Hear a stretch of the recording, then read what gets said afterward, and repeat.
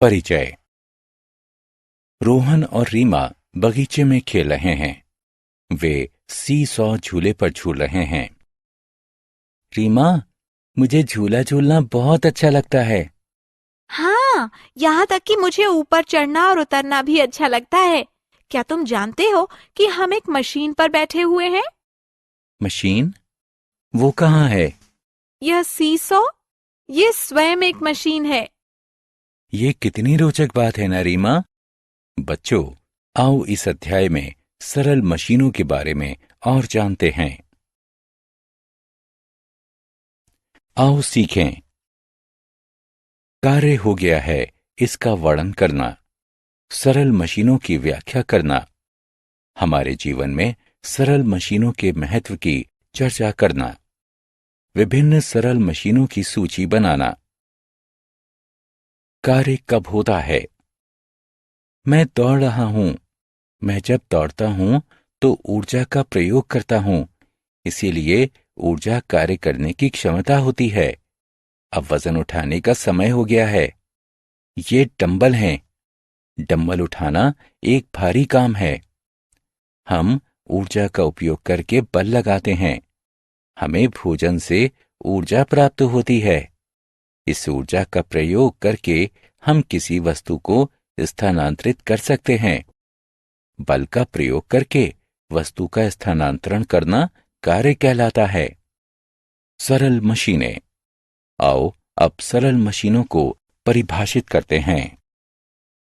ऐसी मशीनें जिनमें कुछ या कोई भी भाग गतिमान नहीं होता, सरल मशीनें कहलाती हैं। साधारण मशीनों की खास बात यह है कि वो हमारी मांसपेशियों के विस्तार के रूप में प्रयुक्त होती हैं।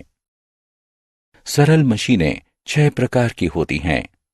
ये नत समतल यानी झुका हुआ समतल, पहिया एवं धुरी, घिरनी, उत्तोलक, पच्चर या पेंच हैं। अब हम प्रत्येक मशीन के बारे में विस्तार से जानेंगे।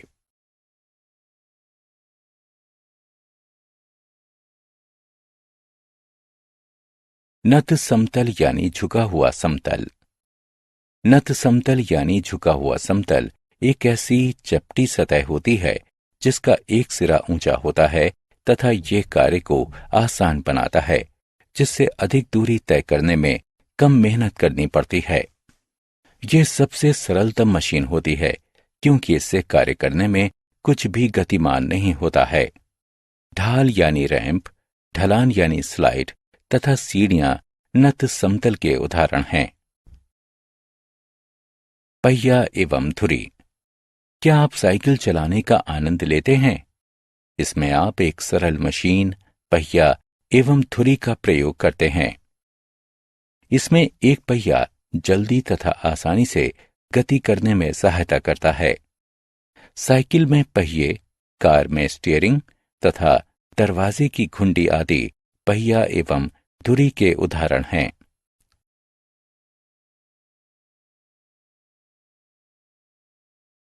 घिरनी। इस लड़के को देखो, वो कुएं से पानी निकाल रहा है, लेकिन वो बाल्टी खींचने में असमर्थ है।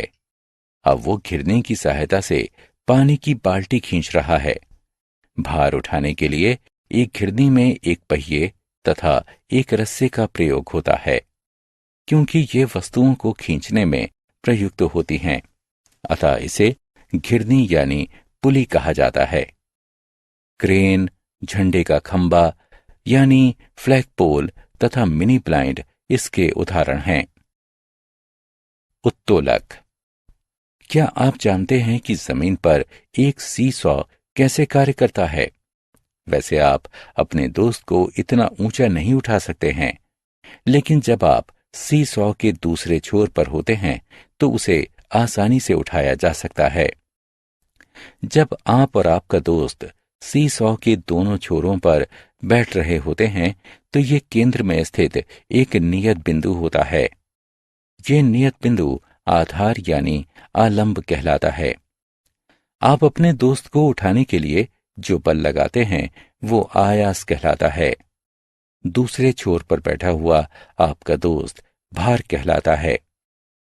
एक उत्तोलक एक सीधी छड़ होती है जो कि एक निश्चित बिंदु पर चलती है। एक उत्तोलक आपको भार उठाने में सहायता करता है।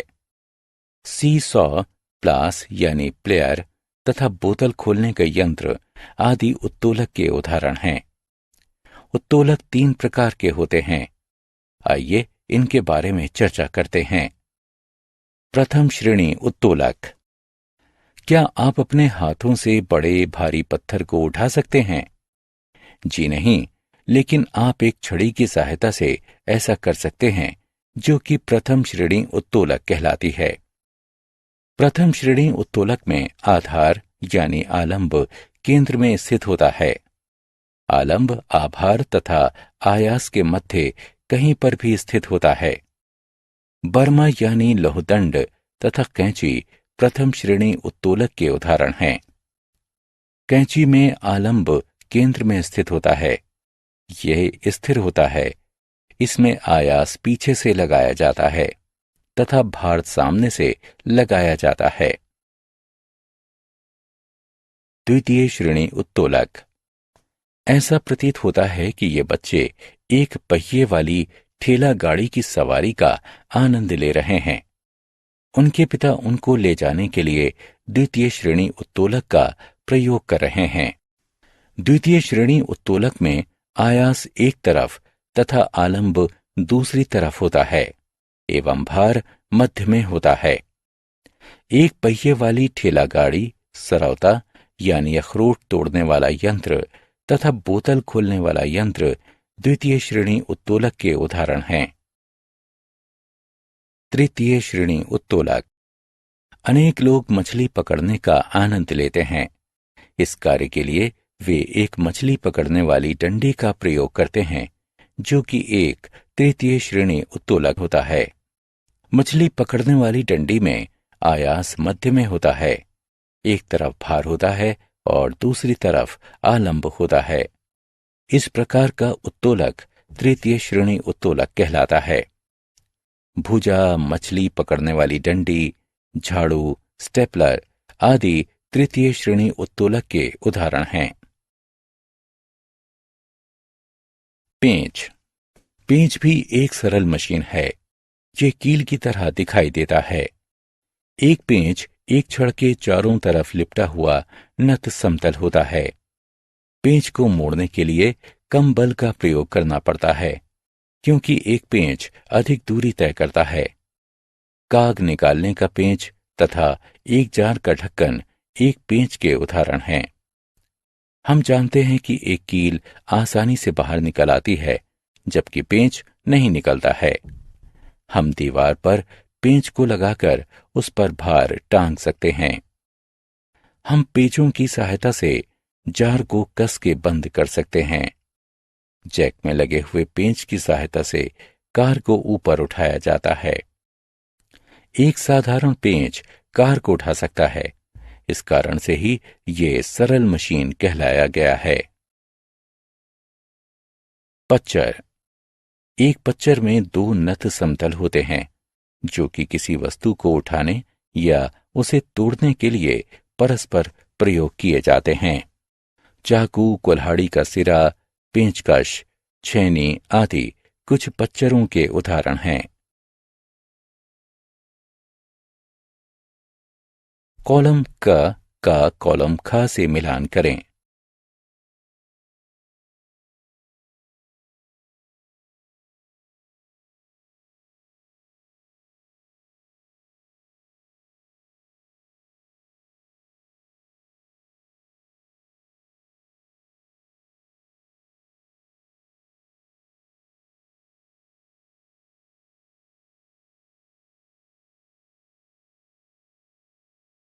हमने क्या चर्चा की? बल का प्रयोग करके वस्तु का स्थानांतरण करना कार्य कहलाता है। किसी भारी वस्तु को उठाना कठिन कार्य होता है। ऐसी मशीनें जिनमें कुछ या कोई भी भाग गतिमान नहीं होता है, सरल मशीनें कहलाती हैं। सरल मशीनें 6 प्रकार की होती हैं। ये नत समतल, पहिया एवं धुरी, घिरनी, उत्तोलक, पच्चर तथा पेंच हैं। नत समतल यानी झुका हुआ समतल एक ऐसी चपटी सतह होती है जिसका एक सिरा ऊंचा होता है। ये कार्य को आसान बनाता है। पहिया एवं धुरी में एक पहिया जल्दी तथा आसानी से गति करने में सहायता करता है। भार उठाने के लिए एक घिरनी में एक पहिए तथा एक रस्से का प्रयोग होता है। एक उत्तोलक एक सीधी छड़ होती है जो कि एक निश्चित बिंदु पर चलती है। एक उत्तोलक आपको भार उठाने में सहायता करता है। प्रथम श्रेणी उत्तोलक में आधार यानी आलंब केंद्र में स्थित होता है। आलंब आभार तथा आयास के मध्य कहीं पर भी स्थित होता है। द्वितीय श्रेणी उत्तोलक में आयास एक तरफ तथा आलंब दूसरी तरफ होता है एवं भार मध्य में होता है। तृतीय श्रेणी उत्तोलक में आयास, भार तथा आलंब के मध्य में होता है। एक पेंच एक छड़ के चारों तरफ लिपटा हुआ नत समतल होता है। दो नत समतल परस्पर मिलकर एक तेज धार बनाते हैं जो कि पच्चर कहलाता है।